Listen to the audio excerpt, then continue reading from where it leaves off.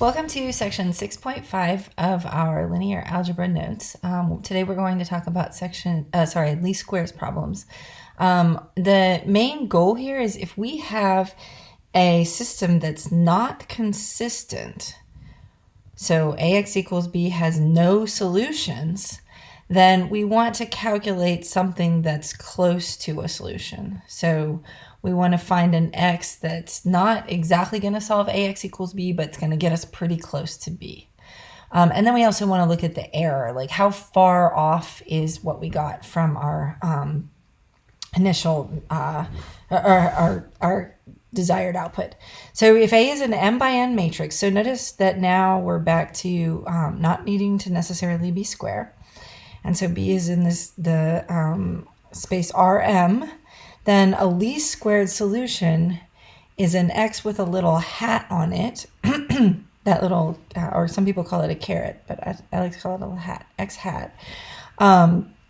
Such that when you look at the difference between b and ax hat, it's smaller than or equal to any other difference between b and any other ax.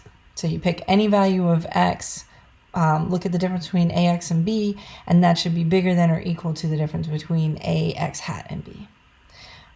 Okay, so the way we actually do this is we look at the projection of b onto the column space of A. So if we think of our column space of A as hanging out somewhere, and then our vector B just might unfortunately not be in our column space. So B might be pointing off in a different direction. Then we're going to drop a perpendicular line down into our column space, and that vector is the projection of our vector B into the column space of A. And so this is consistent because, and we'll call this vector B hat. So this is consistent since B hat is in fact in the column space of A. And so of course it is a linear combination of the columns of A, and so you can choose whatever coefficients you need are going to be the entries in your X.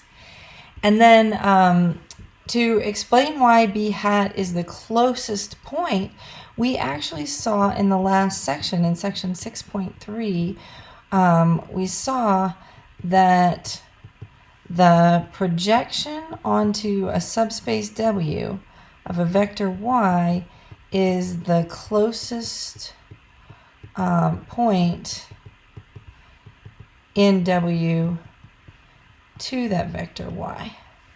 So here we have that situation. We have the projection onto our subspace is the column space of A, and instead of Y we have B, but that projection is the closest point in, now here W is our column space.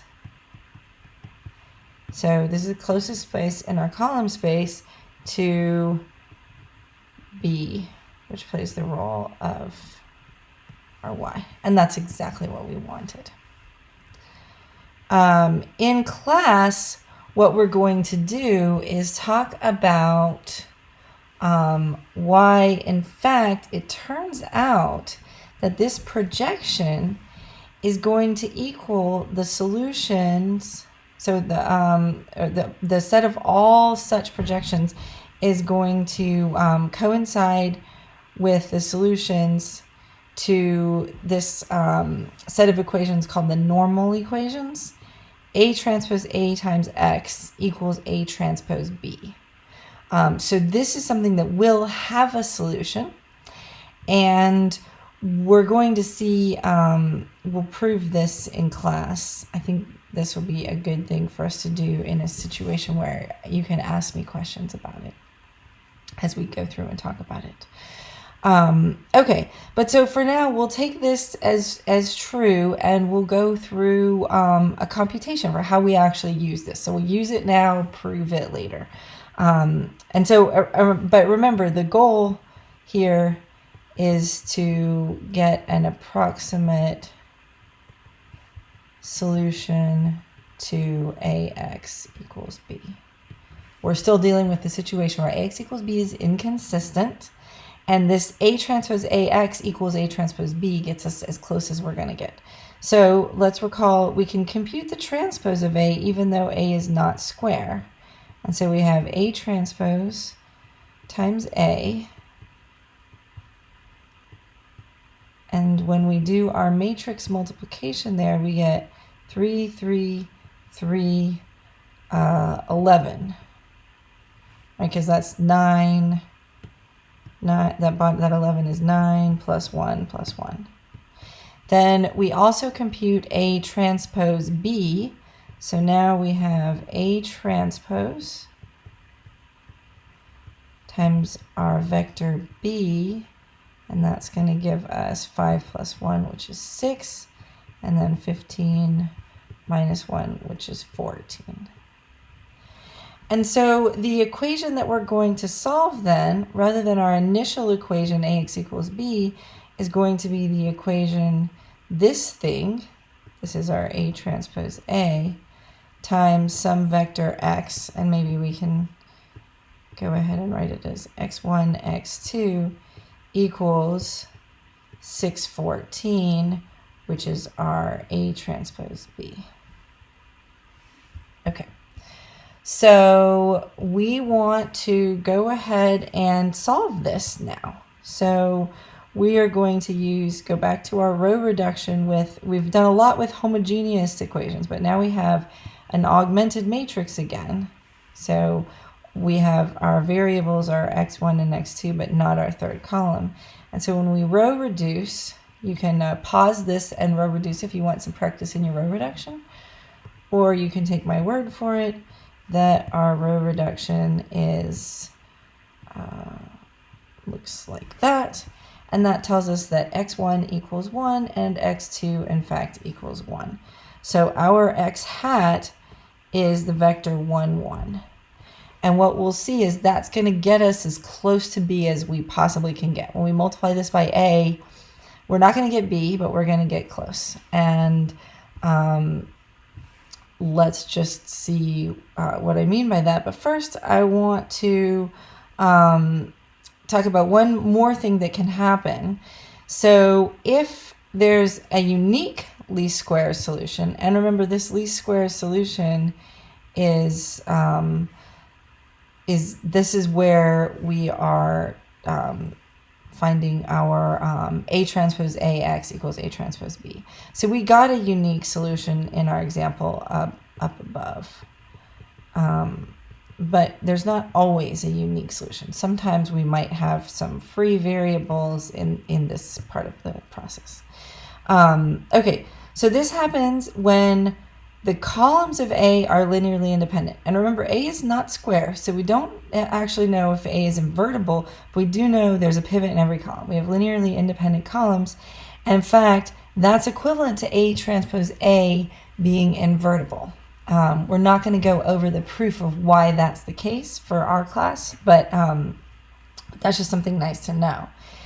And so this actually allows us to write our vector x hat in kind of a nicer way, because remember we had A transpose A times x hat equals A transpose B. But now this matrix right here, A transpose A, is invertible. And so we can then take it and multiply the inverse on both sides, which is going to leave us with just an x on one side, x hat on one side, and A transpose A inverse times A transpose B on the right-hand side. Now, when you're looking at this, you might say, wait a minute, couldn't I take this A transpose A inverse and make it A inverse times A transpose inverse, which would be really nice because then this and the A transpose would cancel out. But the problem is A transpose might not be invertible. In fact, it might not even be square.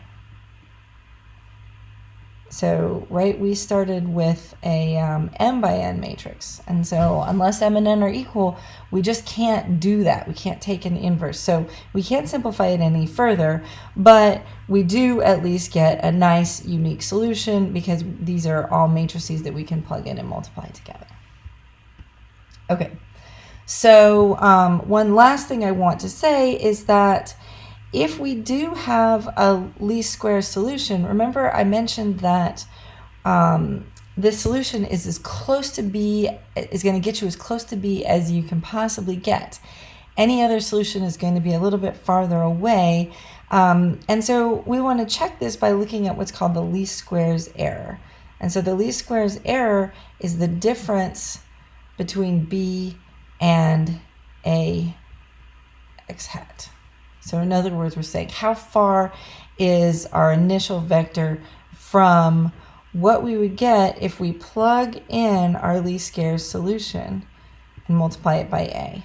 So our A matrix, we recall, was this 1, 3, 1, negative 1, 1, 1, and our solution was 1, 1. So we have A times x hat, and that gives us 4, 0, 2. And so if we want to look at the least squares error, we're looking at B minus this AX hat. And so remember that the way we do that is first we subtract each of the individual components. So we get 1, 5 minus 4 is 1, 1 minus 0 is 1, and then 0 minus 2 is negative 2. And we take the square root of the squares of these entries, and we wind up getting the square root of 6, which actually is pretty good. And so the idea behind this is that any other x value, or any other, let's call it v, will give us a greater distance between B and A times V. So in other words, if we pick any other value to plug in to multiply by A, we're going to get something farther. Let's do an example. Let's say you chose the vector V to be the vector 2, 1, which looks kind of nice because if you look at what happens when you multiply A times V, it looks like you're pretty close to B because you're going to get a 5, you get a 3 plus 2, and then a 2 minus 1. That's 5, 1. It almost matches exactly. And the bottom coordinate is 3. But if you actually look at the distance between the vector 5, 1, 0 and the vector 5, 1, 3, well, in fact, you're looking at the length of the vector 0, 0, negative 3, which turns out to be the square root of 9, which is actually greater than the square root of 6. So now we're seeing that, in fact, our estimate really is better than at least this estimate. And you can feel free to check other ones and see. You'll find that nothing's going to get better than root 6. I guess you could get the same as root 6, but you're never going to do better than that.